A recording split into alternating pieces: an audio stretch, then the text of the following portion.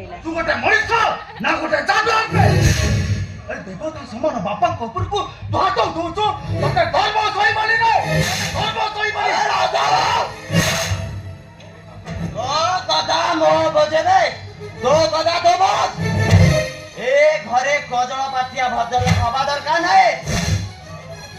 आउ घरर कोणेसी कथा जदि मुंड उरेबो मुह को देखे खोबे भाई